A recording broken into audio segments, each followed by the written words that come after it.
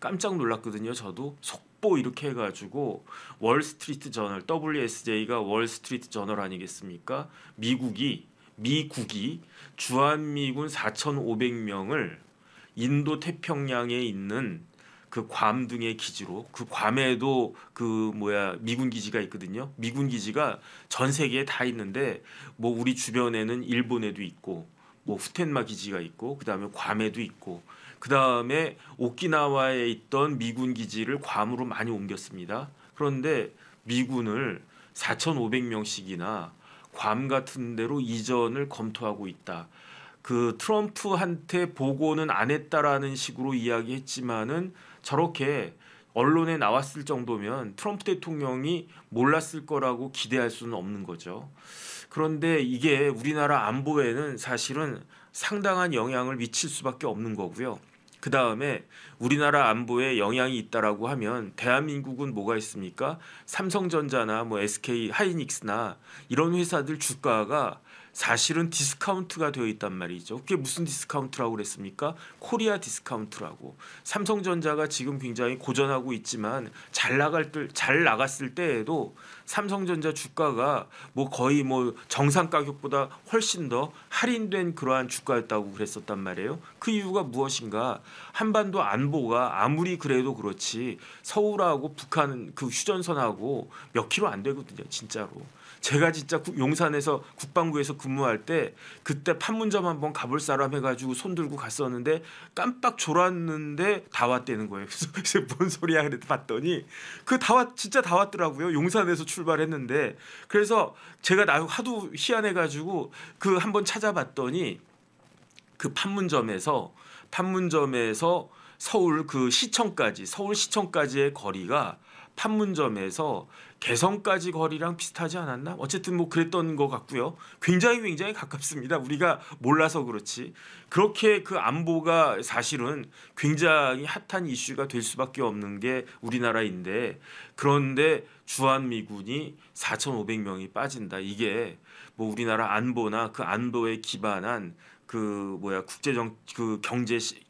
경제에도 그렇게 좋은 시그널은 아니다. 그런데 이렇게 그 4,500명이 철수할 수 있다, 빠질 수 있다라고 하는 게 이번 대선에 뭐 한 열흘 남겨둔 대선에 상당한 영향이 있을 수도 있겠다 그런 생각도 들어요. 왜냐하면 뭐 저도 그렇지만 보수적인 생각을 갖고 있는 사람들은 이거 우리나라가 진짜 그렇게까지 안전한 나라가 아닐 수 있겠구나. 그러면 보수층들이 좀 더 그 결집하는 그런 효과가 있지 않을까? 저는 그런 생각도 듭니다. 근데 어쨌든 제가 늘 말씀드렸지만 제가 미군 기지 이전 사업단의 법무실장을 그것도 4년 반이나 상당히 오랜 기간 동안 했었기 때문에 그 다음에 제가 미군 기지 그 법무실장 할 때에는 그야말로 위로는 그 포스타 제네럴부터 그때 제가 있을 때는 샤프라고 진짜 이름 그대로 샤프한 사람이었는데 웨스트 포인트 출신의 미국 육사 출신의 굉장히 날카롭고 그냥 굉장히 샤프하신 분이었어요. 그분이 이제 그 주한미군 사령관이었고 그 다음에 밑으로는 제 기억에 한 중령 정도 되는 사람들하고 회의할 때도 제가 같이 회의에 참석해가지고 들어갔던 것 같은데 그 다음에 제 카운터 파트는 그 샤프 장군의 그 특별 보좌관이었는데 그 사람이 공군 법무관 출신이었어요. 그 레스게버라고. 근데 이제 그 사람은 공군 대령 출신이었거든요. 근데 군 법무관 출신의 변호사였는데 그 사람은 이제 대령 출신이었는데 저보다 나이가 한 10살 가까이 위 아니었나? 그런데 어쨌든 10살보다 더 위였겠네.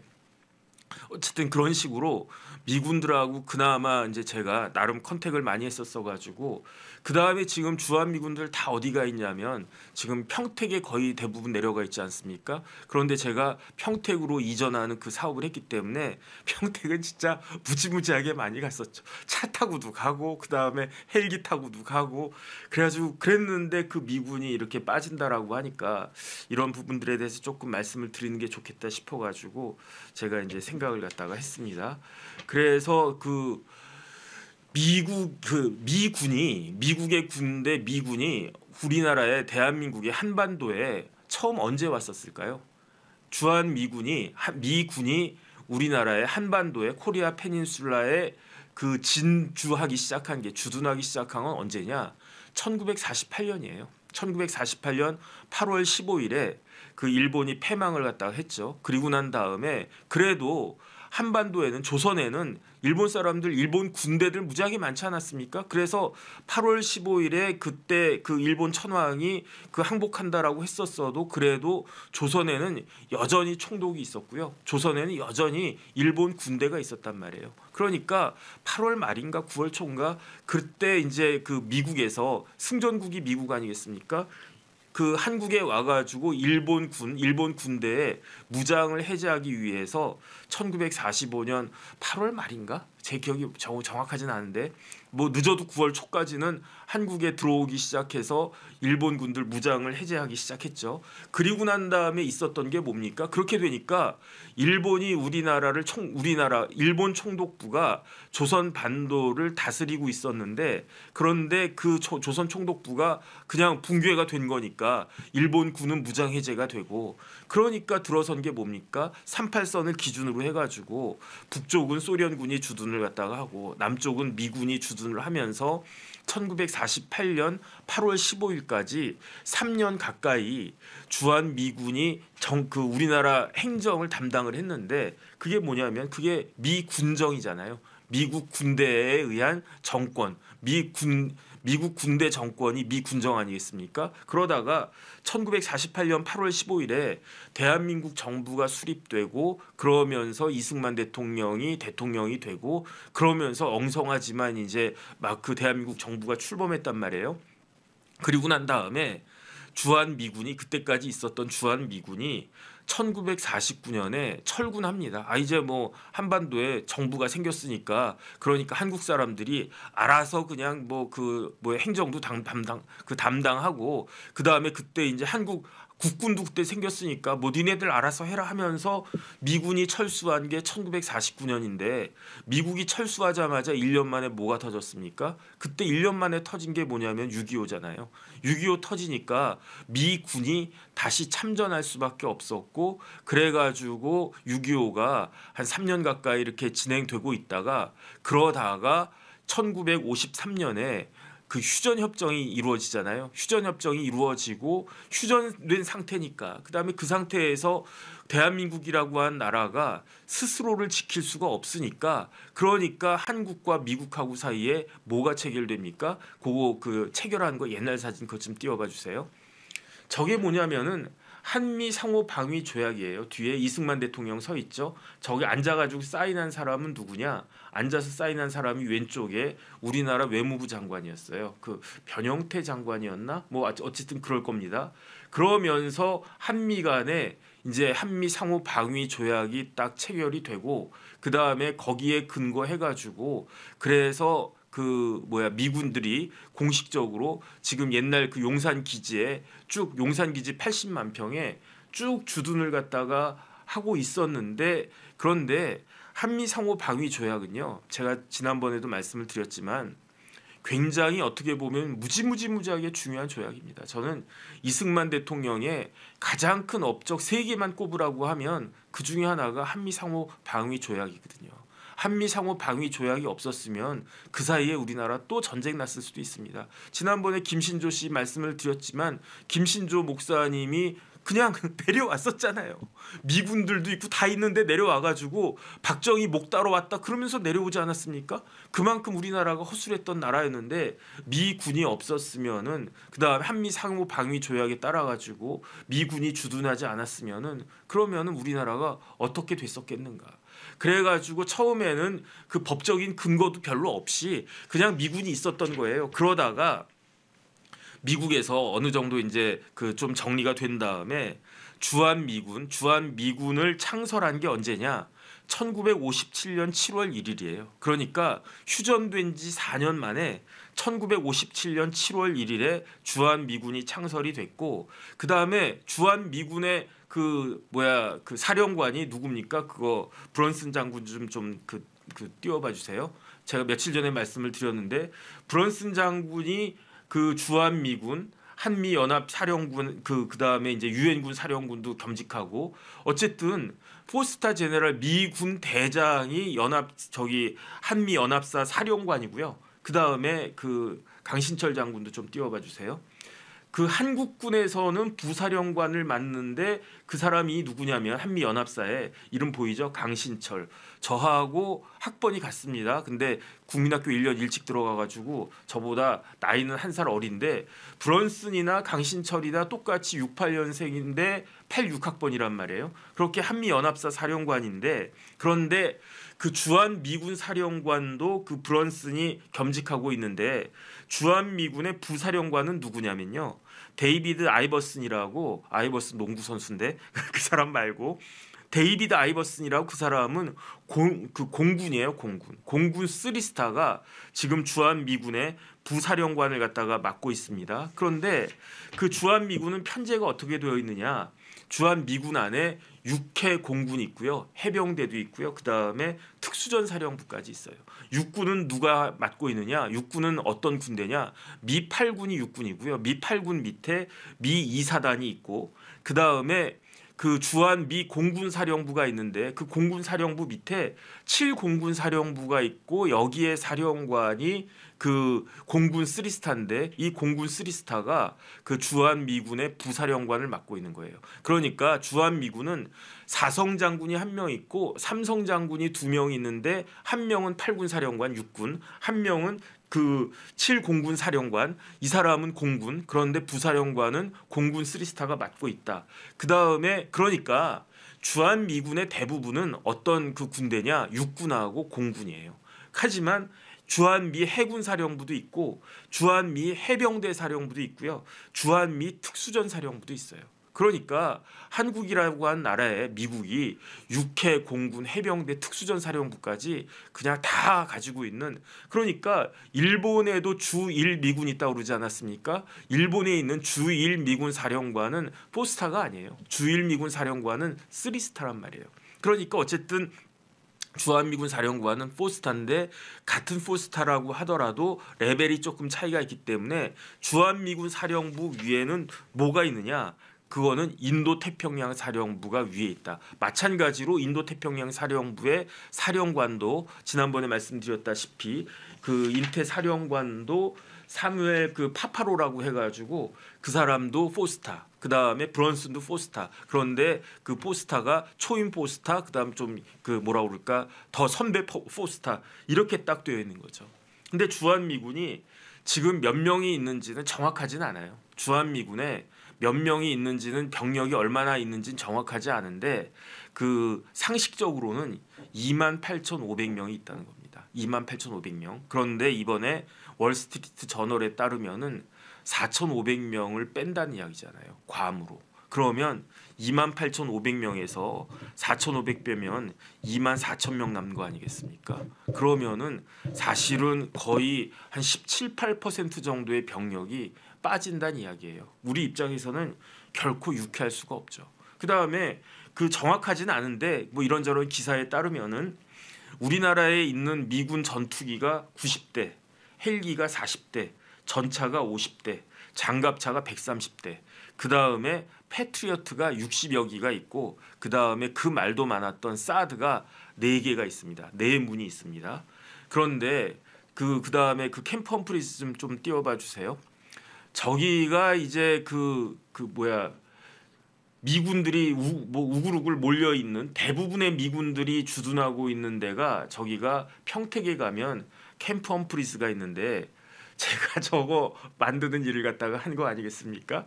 그래가지고 무지하게 많이 갔었어요. 그 다음에 저 자리가 어떤 자리냐면 간척지예요. 저기가 무지무지하게 춥습니다. 그래서 제가 옛날에 저기 저런 식으로 이렇게 완공되기 전에 허허 벌판 그다음 논 대부분 논이었는데 그때 겨울에 한번 갔는데 너무 추운 거예요. 바람이 이게 그냥 바람이 아니야. 그냥 진짜로 피부를 찢는 듯한 칼바람이라고 그러잖아요. 왜 칼바람이라고 하는지 제가 알겠더라고요. 그래가지고 여기는 도대체 왜 이렇습니까라고 평택 사람들한테 물어봤더니 원래 저 자리가 어떤 자리냐 바다였다는 거예요.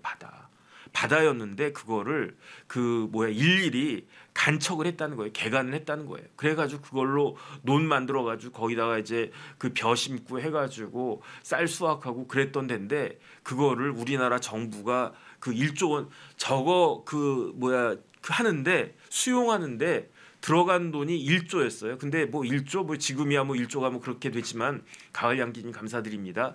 20년 전에 1조면요. 어마어마한 돈이었어요. 그래가지고 그 1조로 저 일대를 다 수용해가지고 그때 뭐 대출이 사태도 있었고 아주 그냥 뭐 이런저런 그 에피소드가 있었던 기지가 저 캠프 험프리스인데 저 캠프 험프리스가요. 세계 최대 규모의 미군 기지예요. 대신에 미국 밖에 있는 저기 뭐 텍사스 같은데 저도 가보고 싶었는데 못 가봤는데 텍사스에 무슨 미군 기지가 있는데 거기는 미군 기지 자체가 그 경기도 만한데 가본 사람 이야기 들어보니까 미군 기지가 그냥 텍사스에 있는데 그 면적이 경기도 면적이더래요. 근데 저기는 평택에 있으니까 경기도보다는 훨씬 작겠죠. 그런데 어쨌든 저기는 그 특징이 뭐냐면 미국 밖에 있는 미군 기지 중에서는 세계에서 가장 큰 규모다. 그 다음에 미군 기지 중에서는 그 세계에서 최신 기지다. 저기가 몇만 평이냐면 평수로는 제가 계산 안 해봤는데 500만 평 가까이 될 겁니다. 480만 평인가 그 정도 될 건데 그 제곱미터로 따지면은 1465만 제곱미터예요. 그런데 제가 판교보다 크다고 말씀드렸었잖아요. 판교가 사이즈가 얼마 정도 되는가 봤더니 판교가 921만 제곱미터예요. 그러니까 판교보다 1.5배 사이즈예요. 그 다음에 분당이 1960만 제곱미터거든요. 그러니까 분당보다 조금 한 분당의 한 80% 정도 되는 사이즈가 저건데 그런데 저 바로 옆에 뭐가 있습니까? 바로 옆에 오산에 에어베이스가 있는데 그 오산 공군 기지가 몇 평이냐면요. 930만 제곱미터예요. 그러니까 이 두 개를 합치면은 2,400만 제곱미터니까 분당이 1,963만 제곱미터니까 이 오산 기지하고 평택 기지하고 합치면요. 분당보다도 훨씬 큰 거예요. 분당에 거의 뭐 한 1.2배 정도 되는 그런 정도 사이즈인데 그런데 가장 최근에 지어진 그 미군 기지니까 세계에서 가장 최신의 기지인 거고 그 다음에 더 중요한 건 뭐냐면요. 저희가 최신 기지이기도 최신 기지이지만 입지가 어마어마한 입지입니다. 그래서 저거 이제 지도를 딱 보면요. 저 자리가 중국을 째려다보는 눈동자 같은 자리고요. 그 다음에 더 중요한 건 뭐냐면 제가 말씀드렸잖아요. 저거는 육군 기지입니다. 그런데 바로 옆에 뭐가 있냐면 오산 기지가 있는데 오산 기지는 공군 기지잖아요. 저거 바로 옆에 뭐가 있냐면 평택 항이 있어요. 그러니까 전 세계에 육군, 해군, 공군이 다 같이 있는 평택항에는 미 해군은 없지만 우리나라 평택 2함대가 있단 말이에요. 그러니까 전 세계에 육군, 해군, 공군, 육해공군이 다 몰려 있는 데는 여기밖에 없어요. 평택밖에. 그런 어마어마한 기지를 이제 우리나라가 갖고 있는데 그럼에도 불구하고 지금 미군이 4,500명을 갖다가 뺀다는 이야기인 거죠. 이거는 사실은 굉장히 조금 뭐라 그럴까 우리한테 주는 시그널이 그렇게 유쾌한 시그널은 아닌 게 왜 그렇습니까? 4,500명이 빠진다라고 하면 우리나라에 옛날에는요 주한미군이 4만 명 넘게 있었어요. 4만 명 넘게 있었다가 박정희 대통령 때 어떻게 했습니까? 카터하고 이렇게 막 붙어가지고 카터가 우리나라에는 사단이 2개 사단이 있었어요. 육군에 2사단하고 7사단하고 그런데 7사단 뺐잖아요. 그래가지고 지금 세컨 아이디라고 세븐 아이디 빠지고 세컨 아이디 미 2사단만 남아 있는데 그 미 2사단에 그 28,500명 중에 4,500명이 빠진다는 거죠. 4,500명이. 그렇다라고 하면은 이게 특히 더군다나 그 지난번에 제가 말씀드렸지만 브런슨 그 사령관이 뭐라고 이야기했습니까? 지금 브런슨 사령관이 지금 그 북한에 대해서 경계해야 된다고 그랬단 말이에요. 왜 경계해야 되느냐? 북한이 지금 굉장히 그 수준이 올라가고 있다. 어떤 수준이 올라가고 있습니까? 북한이 러시아에다가 우크라이나 전쟁하고 있는 러시아에다가 많은 사람들을 파병을 했는데 많은 군대를 그것도 이제 그 북한의 핵심 전력들을 파병했는데 그 대가로 러시아로부터 받은 게 뭐다? 그게 기술 지원을 받았다는 거잖아요. 특히 핵과 관련해서 이제 북한은 핵은 완성됐다고 저는 판단하고요. 그다음에 그게 비핵화가 될 수 있을까? 그거는 뭐 잘 모르겠고, 그런데 핵은 만들어졌는데 그 핵을 갖다가 활용할 수 있는 수단이 있어야 되잖아요. 그 활용할 수 있는 수단이 미사일 아니겠습니까? 이제 미사일 관련해서도 사실은 북한의 그 기술은 거의 완성된 거 아닌가 그 생각이 들고요. 그다음에 이제 그 미사일 갖다 쏠 때 고체 연료로 쏠 수만 있으면 진짜 그거는 어마어마한 위협이 되는 거고, 그다음에 그 브런슨 사령관 이야기한 것처럼 러시아로부터 최근에 기술을 이전받은 것으로 보이는데 그 기술이 뭐다? 핵을 항공수단에 비행기에다가 탑재하는 그러한 그 기술을 러시아로부터 그 전수받은 거 아니냐? 지금 이러고 있는데, 그런데 지금 그 미국에서는 주한미군을 4,500명이나 뺀다는 거 아니겠습니까? 그래서 이제야 이해가 돼요. 왜 이제 이해가 되느냐? 5월 15일에 지금으로부터 8일 전에, 일주일쯤 전에 브런슨 장군이 하와이 가가지고 뭐라고 그랬습니까? 그 미국 육군협회가 주최한 태평양 지상군 심포지움에 기조연설 나가가지고 뭐라고 이야기했느냐? 주한미군 무지무지하게 중요하다. 왜 입지적으로 북경하고 제일 베이징하고 제일 가까운 데가 여기 평택 아니냐? 여기가 주한미군 있는 거 아니냐? 그 다음에 러시아도 이렇게 위협적인 거 아니냐? 그러니까 주한미군이 굉장히 중요하다라고 그렇게 이야기를 해가지고, 아니 뭐 미군 중요한 거 뭐 누가 모른가? 주한미군이 중요한 거 누가 모르냐? 뭐 그렇게 생각을 했었는데, 이제 와서 보니까 브런슨 사령관이 알고 있었거나 낌새를 눈치챘다는 거 아니겠습니까? 주한미군을 4,500명이나 뽑는다라고. 그런데 사실은요, 미국 관련해 가지고는 어떤 법이 있냐면요, 국방수권법이라고 있어요. 그 국방수권법 그 기사 좀 띄워봐 주세요. 국방수권법이 뭐냐면은 National Defense Authorization Act라고 그래가지고 NDAA라고 하는 게 있는데 그 앞에 것 좀 띄워봐 주세요. 그런데 그 뭐 NDAA라고 말씀을 드렸습니다. 그런데 그 국방수권법에 따르면은 어떻게 규정이 되어 있느냐? 이 국방수권법이 매년 갱신돼야 되는 그런 법인데, 주한미군을 감축할 때에는 의회 승인을 받도록 되어 있어요. 이걸 갖다가 의무화시킨 게, 그러니까 아무리 대통령이라고 하더라도 주한미군을 뺀다라고 했을 때 트럼프가 내 마음대로 그 미군 다 빼 이렇게 못한다는 거죠. 그러니까 안심할 수 있다라고 생각할 수 있을지는 모르겠는데, 그렇지가 않은 게 이 NDAA에 따를 때 의회 승인이 필요할 때는 몇 명이다? 주한미군이 22,000명 밑으로 빠질 때는 의회 승인이 필요하고, 22,000명이 빠지지 않으면, 그 숫자가 빠지는 숫자가 22,000명. 그러면은 지금 28,500명 있지 않습니까? 22,000명이면 6,500명까지는 대통령이 의회 승인 없이 뺄 수 있다는 이야기 아닌가? 저는 그 생각이 들고요. 그 다음에 그러니까 그 6,500명까지는 뭐 트럼프가 마음대로 할 수 있는 것 같은데, 그런데 그 중에서 4,500명은 지금 뺄 수도 있다. 그거 진지하게 고려하고 있다. 그 병력을 괌으로 옮길 수 있다. 지금 그러한 이야기예요. 그런데 이런 이야기 관련해서 우리나라 국방부는 어떻게 하고 있는가? 그것 좀 띄워봐 주세요. 그 우리나라 국방부는 그 기사가 아침에 딱 새벽에 딱 뜨고 난 다음에 뭐라고 이야기했느냐? 한미 간에 주한미군 철수 관련해서 논의가 전혀 없었다는 거죠. 그러니까 우리나라가 지금 상황이 이런 겁니다. 12월 3일에 계엄하고, 그리고 난 다음에 12월 4일에 계엄 해제되고, 12월 14일에 대통령 탄핵소추 돼서 대통령 권한대행 되고, 그 다음에 국방부 장관 잡혀가고, 지금도 우리나라 국방부 장관 없어요. 국방부 차관이 장관 역할하고 있지 않습니까?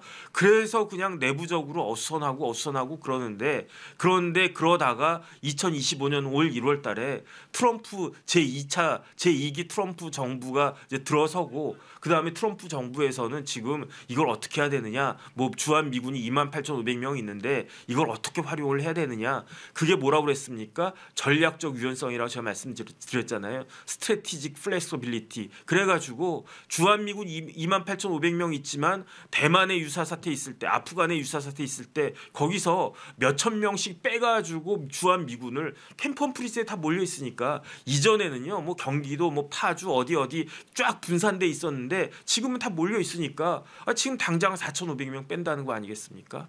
지금 이런 상황이다 대한민국이. 그러니까 진짜 경각심 가져야 됩니다. 그러니까 누가 요번에 대통령 될지 모르겠는데 제가 봤을 때 그 뭐 이재명 후보가 만약에 대통령 된다고 쳤을 때 뭐 대만에도 쉐쉐, 중국에도 쉐쉐, 미국에는 뭐라고 그랬습니까? 미국에는 땡큐 땡큐 이렇게 하겠죠. 그다음에 뭐 일본에는 뭐 아리가또 아리가또 이렇게 하겠다는 겁니까? 그러면 미국에 땡큐 땡큐 한다고 해가지고 그 트럼프가 아이고 이재명 대통령 그 뭐야 나한테 땡큐 땡큐 그러네 기분 좋아 그러면 내가 28,500명 유지해 줄게. 그럴 리가 있겠습니까? 지금 트럼프가 이미 바이든 정부하고요, 우리나라 정부하고는 지난번에 작년까지 그 SMA 스페셜 메저먼트 액트라고 해가지고 그걸 방위 분담금이라고 하잖아요. 방위 분담금 협정을 맺어놨어요. 그래 맺어놔가지고 그게 뭐 10억 불부터 시작해가지고 1조 몇천억 해가지고 10몇억 불부터 시작해가지고 1년에 얼만큼씩 올라간다 이렇게 딱 되어 있는데. 트럼프가 그 됐고 그거는 바이든이 한 거고 바이든 나는 트럼프야 그러면서 그 방위 분담금을 100억 불로 올린다는 거 아니겠습니까? 100억 불로? 그러니까 10배까지는 아니더라도 거의 한 9배로 올린다라고 하는데 그런데 대한민국 대통령이 트럼프한테 가가지고 트럼프 땡큐 땡큐 플리즈 플리즈 이렇게 이야기한다고 해가지고 SMA를 방위 분담금을 100억 불에서 뭐 10억 불로 이게 그래 오케이 그 땡큐 땡큐 했으니까 내가 마음이 좋아 기분이 좋아졌어. 그러니까 이전 바이든하고 똑같이 방위 분담금 뭐 1년에 뭐 한 1조 몇천억 그 정도로 해줄게 라고 하겠습니까?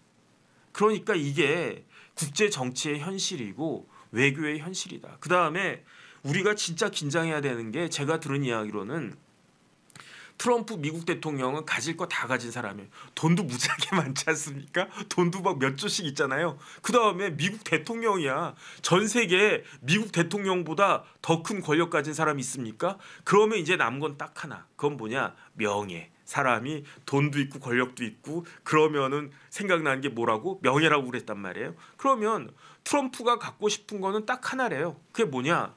노벨상. 뭐 노벨 물리학상, 노벨 경제학상 이런 거는 받을 수 없을 거고 노벨 문학상도 못 받을 거고 트럼프가 받을 노벨상은 뭐가 있겠습니까? 노벨 평화상. 그러니까 지난번에 민주당에서 그 누구죠? 박선원 의원인가 누군가 해가지고 노벨 평화상 후보로 트럼프를 추천합니다. 대한민국에서 그랬던 거잖아요. 민주당에서 벌써 이제 그런 것까지 다 그렇게 이야기를 하는 것 같은데 그런데 트럼프가 노벨 평화상을 받을 때 제일 쉬운 방법은 무엇이겠는가? 그거는 김정은하고 짝짝꿍 해가지고 겉으로라도 비핵화한다. 그 다음에 그러면 김정은이 트럼프 대통령 우리가 비핵화 해줄 테니까 뭐 우리한테 뭐 해줄 거예요? 그럼 바라는 게 뭔데? 주한미군 철수. 다 철수는 못하겠는데 안 철수할 건데 그래도 성의는 보여주세요. 그럼 어떻게 하겠습니까? 22,000명까지는 그 날릴 수 있어요. 뽑아낼 수 있어요. 트럼프가. 만약에 그 NDAA를 갖다가 통해 가지고 의회 승인만 받으면 28,500명을 10,000명으로 줄이겠다. 그 김정은한테 선물 주기 위해서. 그럴 수도 있는 거 아니겠습니까? 그렇게 되면 우리나라 어떻게 되겠는가? 이런 부분들을 갖다가 좀 잘 알아야 되지 않겠는가. 그래서 여러 가지가 저는 브런슨 장군이 사령관이 왜 하와이까지 가가지고 뭐 저 주한미군의 초점이 북한만 상대하고 있는 게 아니다. 그 주한미군은 그 인도 태평양 이 영내에서도 굉장히 중요하다. 그 다음에 중국도 있고 러시아도 있다. 주한미군이 상대하는 데가 그 이야기를 왜 이렇게 장황하게 했나 싶었는데 참 진짜 4,500명이 그렇게 빠져나간다라고 가능성이 제가 봤을 때 굉장히 높아 보입니다. 그러니까 이런 부분들에 대해서 정말로 대한민국이 국익을 위해서 그 외교력을 잘 발휘해야 되는 그러한 시점이 된 것이 아닌가. 그렇기 때문에 이번 대선이 더 중요해진 것이 아닌가. 어쨌든 그런 생각이 듭니다.